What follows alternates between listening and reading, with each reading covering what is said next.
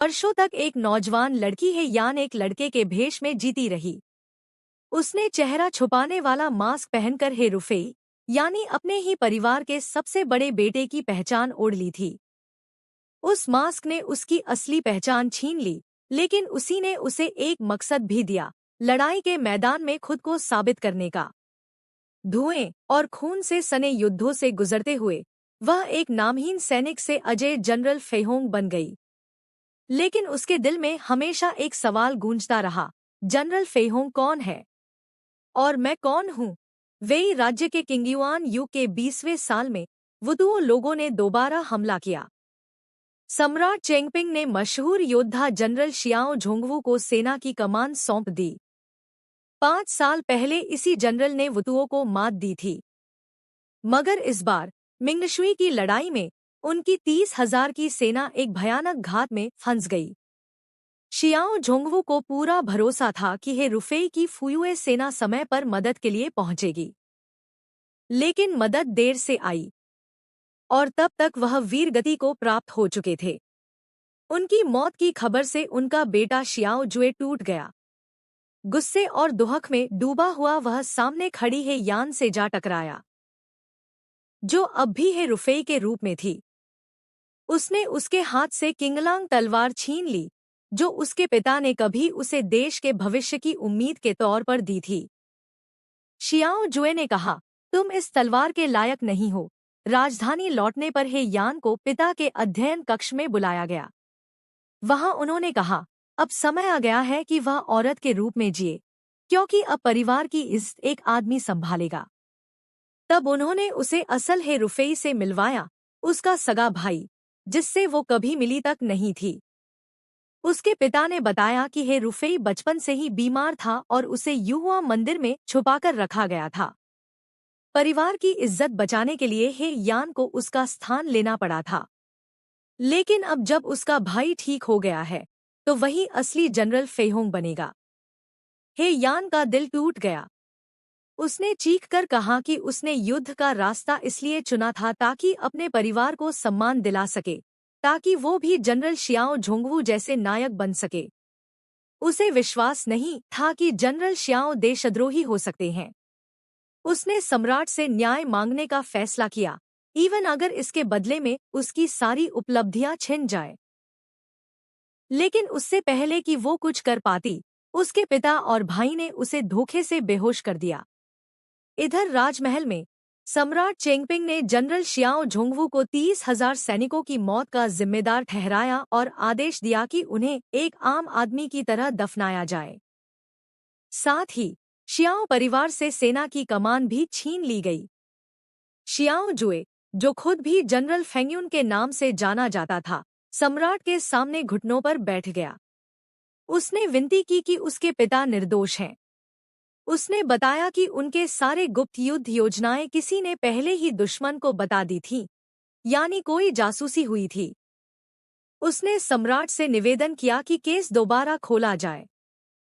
तभी दरबार में जनरल फेहोंग के नाम पर असल हे रुफेई आया और झूठ बोलते हुए कहा कि हार का कारण जनरल शियाओ का घमंड था, जिसने मदद मांगने में देरी कर दी। शियाओ जुए के अंदर आग लग गई। उसने झूठ सुनकर अपना आपा खो दिया और अपनी तलवार खींचकर सबके सामने उस जनरल फेहोंग का मास्क तोड़ दिया और सच्चाई सबके सामने आ गई। इस दरबारी अनुशासन के उल्लंघन के लिए उसे 20 कोड़े मारे गए और उसे सुबह तक महल के बाहर घुटनों पर बैठना पड़ा। दर्द सहकर उसने अपनी गलती मानी और कुए शहर को फिर से जीतने की जिम्मेदारी ली। सम्राट ने इजाजत दी, बट बिना किसी सैनिक के। शियाओ जुए ने स्वीकार किया। उसे सिर्फ अपने पिता की सच्चाई साबित करनी थी, चाहे उसकी खुद की बर्बादी ही क्यों ना हो। उधर अंधी हो चुकी है यान को युहुआ मंदिर भेज दिया गया। उसका भाई अब भी उसे खतरा मानता था, इसलिए उसने अपने गार्ड डिंगयी को उसे मारने भेजा। उसने झील के पास उसके रास्ते से गुलाब की झाड़ियां हटाकर उसे भटकाने की साजिश रची। लेकिन तभी शियाओ जुए अचानक वहां पहुंच गया और हे यान की जान बचा ली। हे रुफेई अब भी नहीं रुका। उसने उसे मंदिर से भागने दिया, ताकि वह उसे एक सुनसान पहाड़ी रास्ते में मरवा सके। डिंग यी ने हमला किया। हे यान की तलवारबाजी शानदार थी, लेकिन अंधापन उसे कमजोर बना चुका था। तलवार उसके सीने को चीरती हुई उसे खाई में फेंक गई। वह पानी में गिर गई, लेकिन किस्मत ने फिर साथ दिया। उसे उसके पुराने गुरु लिउ बुवांग ने बचाया। न सिर्फ उसकी जान बचाई, बल्कि उसकी आंखों की झर भी ठीक कर दी। जब उसकी आंखों की रोशनी लौटी, तो उसने अपना मास्क हमेशा के लिए हटा दिया। अब वह किसी की परछाई नहीं थी। अब वह सिर्फ हे यान थी। उसने कसम खाई, अपने भाई की गद्दारी को कभी नहीं भूलेगी। जिसने उसकी पहचान छीनी, उसे मारने की कोशिश की और उसकी सारी मेहनत मिट्टी में मिला दी। अब वह दोबारा सेना में लौटेगी, लेकिन इस बार सिर्फ अपने नाम से। सम्मान वापस पाएगी, लेकिन अपने दम पर। उधर श्याओ जुए सैनिकों की भर्ती कर रहा था, और उधर हे यान फिर से लड़के के भेष में घोड़े पर सवार होकर अपनी नई शुरुआत की ओर बढ़ चली। फ्लैशबैक में दिखाया जाता है, हे रुफेई अपने चेहरे पर मास्क लगाकर श्यानचांग अकेडमी में पढ़ने गया। मास्टर वेई ने जब उसके छुपे चेहरे पर सवाल किया, तो उसने जवाब दिया कि वो दूसरों को डराना नहीं चाहता, इसलिए चेहरा ढकता है। थोड़ी देर बाद श्याओ परिवार का दूसरा बेटा देर से पहुंचा। उसने मास्टर वेई से माफी मांगी, और उसकी तेज, असरदार मौजूदगी सबने नोट की। फिर सेना के कैंप में जब श्याओ जुए की मुलाकात चेंग लिसू से हुई, जो इंपीरियल मेडिकल ब्यूरो का टॉप शिष्य था, तो उसने उसे ताना मारते हुए कहा कि चमक धमक वाली चीजों से बचना चाहिए, और साफ साफ कहा कि चेंग लिसू खुद भी उन्हीं में से है। लिसू ने नाराज होकर कहा कि वो इतनी दूर चलकर उससे मिलने आया और बदले में उसे ये सुनने को मिल रहा है। श्याओ जुए ने ठंडी आवाज में कह दिया कि अगर उसे इतना ही बुरा लग रहा है, तो वापस जाकर अपनी तय शादी कर ले। चेंग लिसू गुस्से में बड़बड़ाया, अगर मैं तुझसे जीत सकता, तो तुझे कब का मार दिया होता। श्याओ जुए ने जवाब दिया, शादी से भागा तो ज्यादा से ज्यादा टांगे तोड़ी जाएंगी। फिर उसने अपने सहायक फेनू से कहा कि लिसू को बाहर ले जाओ। लिसू ने आखिर में खुद को श्याओ जुए का चाचा का बेटा बताकर रुकने की इजाजत मांगी। उधर लिउ बुवांग ने हे यान के लिए एक नई पहचान तैयार की। अब वो एक नए नाम हे यान के साथ सेना में दाखिल होने वाली थी। उसके मास्टर ने समझाया कि असली पहचान यानी एक औरत होना सेना में उसकी सबसे बड़ी कमजोरी बन सकती थी। हे यान ने ध्यान दिया कि उसके पुराने नाम और नए नाम में बस एक अक्षर का फर्क है, जो उसके मास्टर की सोच की गहराई को दर्शाता था। हे यान को निर्देश दिया गया कि सबसे पहले उसे बाईं तरफ वाले टेंट में स्क्रीनिंग देनी होगी, जहां नंगा करके फिजिकल चेकअप होता है। तभी अगले टेंट में जाकर रजिस्ट्रेशन, यूनिफॉर्म और फंड मिलेगा। जब उसने पूछा, तो बताया गया कि ये प्रक्रिया जरूरी है और हर स्वस्थ व्यक्ति को ही पास किया जाता है। वो जानती थी कि ये स्क्रीनिंग उसके लिए नामुमकिन है। तभी मौका मिल गया। श्याओ जुए ने चेंग लिसू को एक बिगड़े हुए घोड़े की जांच करने का आदेश दिया, जो कुछ खा नहीं रहा था। उसने कहा, तू डॉक्टर है, जिंदगी चाहे इंसान की हो या जानवर की, बराबर मायने रखती है। लिसू ने पहले तो विरोध किया, लेकिन फिर बोला, घोड़ी है तो अब देख, मैं इसे ठीक करूंगा और काबू में भी लाऊंगा। हे यान दूर से सब देख रही थी। तभी घोड़ी अचानक बिदक गई और लिसू को जमीन पर गिरा दिया। हे यान ने तुरंत दौड़कर उसे बचाया और बखूबी उस घोड़ी को शांत भी कर लिया। ये देखकर चीफ इंस्ट्रक्टर ने उसकी तारीफ की और कहा कि अब उसे स्क्रीनिंग की जरूरत नहीं, सीधा रजिस्ट्रेशन के लिए भेज दो। ये हे यान के लिए एकदम सही रहा। इस बीच श्याओ जुए ने फेनू से कहा कि उसे शक है कि कोई जासूस है, शायद हे रुफेई या फिर शू जिंगफू। फेनू ने सुझाया कि उस जासूस को खत्म कर देना चाहिए, मगर श्याओ जुए ने मना किया। उसने कहा कि एक को मारोगे तो दूसरा भेजा जाएगा। बेहतर है उसे जिंदा रखो और असली मास्टर तक पहुंचो। फेनू ने याद दिलाया कि कैसे शियाओ जुए के पिता ने मिंगशुई अभियान से पहले प्रधानमंत्री पर आरोप लगाए थे और फिर कुछ ही दिनों में उन पर हमला हुआ। और हे रुफेई की सेना तभी पहुंची जब सब खत्म हो चुका था।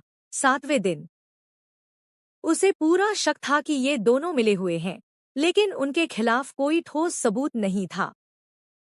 अब जब शियाओ सेना कमजोर हो चुकी थी और येजो गैरिसन के पास ना फंड था ना सैनिक, तो शियाओ जुए ने फेनू को कहा कि हे यान की पूरी बैकग्राउंड जांच करो, साथ ही बाकी सब रिक्रूट्स की भी। दूसरी ओर शू जिंगफू के शिष्य चू झाओ ने कुए शहर से वापसी पर बताया कि उसने शियाओ जुए की निगरानी की और उसकी बेरहमी का हाल भी बताया कि उसने शहर में बाढ़ ला दी जिससे हजारों जानें गईं। उसने कहा कि अब वो ये खबर फैला देगा ताकि शियाओ जुए की छवि और खराब हो। शू जिंगफू ने जवाब दिया, भले उसने जीत हासिल की, लेकिन सम्राट ने उसे उजाड़े येजो गैरिसन भेजकर साफ कर दिया है कि अब वो उससे डरता है। चू झाओ ने कहा कि उसने कुए सिटी में एक बचा हुआ मोहरा भी बिठा दिया है जो आगे चलकर उसके लिए काम आएगा। बाद में वह शू जिंगफू की बेटी शू पिंगटिंग से मिला, जिसने मस्ती में उससे गिफ्ट मांगा। चू झाओ ने खुद को जलती लकड़ी से जला लिया और बोला कि ये रिफ्यूजीज के हमले में हुआ ताकि मास्टर की सहानुभूति पा सके। उसकी दासी यिंगशियांग समझ गई कि ये सब जानबूझकर किया गया था। उधर हे यान अपने मास्टर से अकेले में बात कर रही थी। उसने साफ कहा कि उसे यकीन नहीं होता कि शियाओ जुए जैसा व्यक्ति जानबूझकर कुए सिटी को डुबोकर लोगों को मार सकता है। उसने तय किया कि वो शियाओ सेना में शामिल होगी, क्योंकि अब वहां सच्चे टैलेंट की जरूरत है और यही उसका मौका है फिर से उठने का। सेना में वो एक बड़े टेंट में रहना शुरू करती है, जहां उसके साथ कुछ अजीब से रिक्रूट्स हैं। वांग बा, जिसके बदन पर डाकू वाला टैटू है, झेंग शुआन, जिसके चेहरे पर सजा की निशानी है, जियांग जियाओ, जो एक एस्कॉर्ट एजेंसी से है, माई, जो एक छोटा किसान है, और हुआंग श्योंग, एक शिकारी जो गले में जापमाला पहनता है। अगली सुबह बाकी सब सो रहे होते हैं, लेकिन हे यान सबसे पहले उठती है। हेड इंस्ट्रक्टर शेन हान बाकियों पर पानी फिंकवाकर जगाते हैं। फिर सभी रिक्रूट्स को 10 बार भार उठाकर कैंप के चारों ओर दौड़ने का आदेश दिया जाता है। हे यान के लिए ये कठिन था, क्योंकि वो जहर और चोटों से अभी तक पूरी तरह ठीक नहीं हुई थी। उसकी हालत बेहद खराब हो जाती है। वो देखती है कि शियाओ जुए का ट्रेनिंग तरीका बेहद सख्त और बेरहम है, खुद के लिए भी। लिसु कहता है कि ये ट्रेनिंग डराने के लिए नहीं, बल्कि परखने के लिए है। जब हथियार अभ्यास होता है, तो हे यान छोटी जुड़वा तलवारें लेकर सबको चौंका देती है, लेकिन तीरंदाजी में वो बुरी तरह फेल हो जाती है, धनुष तक नहीं खींच पाती। भाले की ट्रेनिंग में भी उसके हाथ से भाला गिर जाता है और बाकी लड़के उसका मजाक उड़ाते हैं। चेहरा सुंदर है, पर काम का कुछ नहीं। लेकिन वो भाला फिर से उठाती है और इंस्ट्रक्टर शेन हान ये देखकर मुस्कराते हैं, उसे हिम्मत वाली मानते हैं। बाद में शियाओ जुए को रिपोर्ट मिलती है कि हे यान जियाझो के एक छोटे गेटकीपर परिवार से है, ना कोई सैनिक इतिहास, ना कोई संदिग्ध कनेक्शन। लेकिन उसकी राइडिंग और सैन्य अनुभव देखकर शक होता है कि या तो वो किसी गहरी ट्रेनिंग से निकला है या फिर जानबूझकर खुद को बेकार दिखा रहा है। शियाओ जुए आदेश देता है कि उसकी और भी गहराई से जांच की जाए, साथ ही मिंगशुई की साजिश की पड़ताल भी जारी रखी जाए। रात को हे यान थककर आराम की तलाश में गंध सूंघते हुए एक हॉट स्प्रिंग तक पहुंचती है। वह कपड़े उतारकर पानी में उतर जाती है और सोचती है कि जो भी पहचान और शोहरत उसे मिली, वो एक झूठे नाम यानी हे रुफेई के नाम से मिली। लेकिन अब वो अपनी असली पहचान से लड़ेगी। वो सोचती है कि पहले तो उसका असली चेहरा सिर्फ चांद देखा करता था, अब ये दुनिया देखेगी। इसी बीच शियाओ जुए भी हॉट स्प्रिंग में आ जाता है। हे यान तुरंत पानी में डुबकी मारती है, सांस रोककर छिप जाती है। मगर शियाओ जुए की पैनी नजरें सब कुछ महसूस कर लेती है। वो जान जाता है पानी में कोई है,